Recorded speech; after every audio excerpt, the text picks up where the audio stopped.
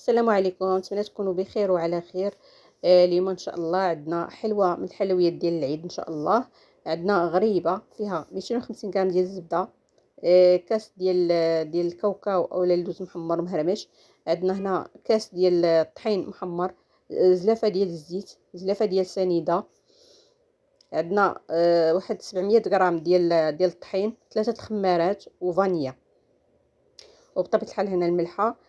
كنضيفوا ديك 250 غرام ديال الزبده، كنضيفوا عليها هذا 250 غرام ديال السنيده اولا 2 كيسان ما عامرينش ديال السنيده. يعني بالنسبه اللي بغى العبار بالكاس ديال العنبه، يعني واحد 2 كيسان ولكن يكونوا ما عامرينش، لان على محل هي غنفندوها في السكر كلاصي.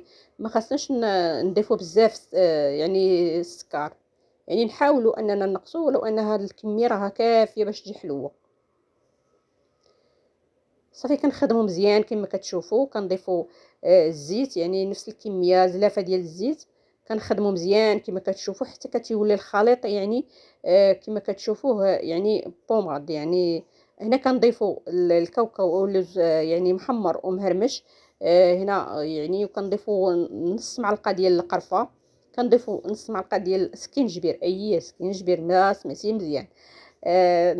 نسكنجبير يعني كيعطي واحد البنه ومع القرفه ما شاء الله. لهاد كيتواتوا بزاف مع كاوكاو.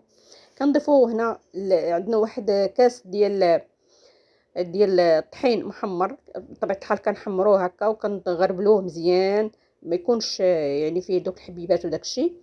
تنضيفوا الخليط. هذا الطحين كيعطينا واحد اللون متجانس الغريبه، يعني كتجي لون واحد، ما كيجيش داك بلاصه بيضاء وبلاصه حمراء وبلاصه، يعني كيجي، ولكن خاصنا نعطيوها حقها في الطياب.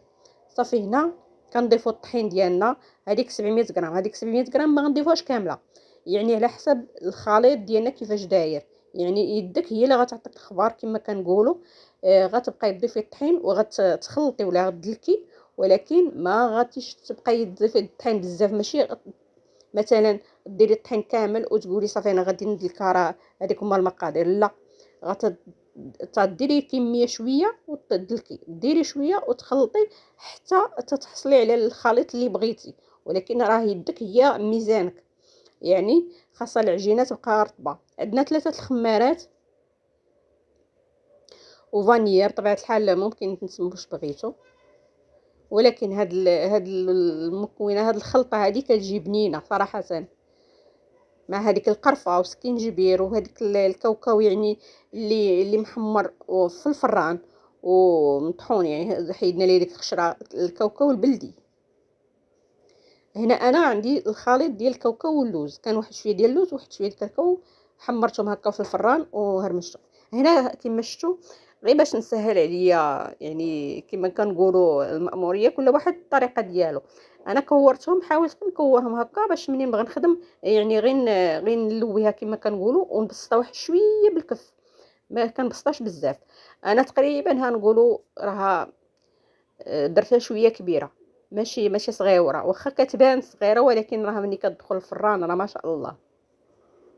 كاين اللي كيبغي يديرها صغر من هكا، وكاين اللي كيديرها كبر من هكا، راه كل واحد على حسب الكميه اللي بغا.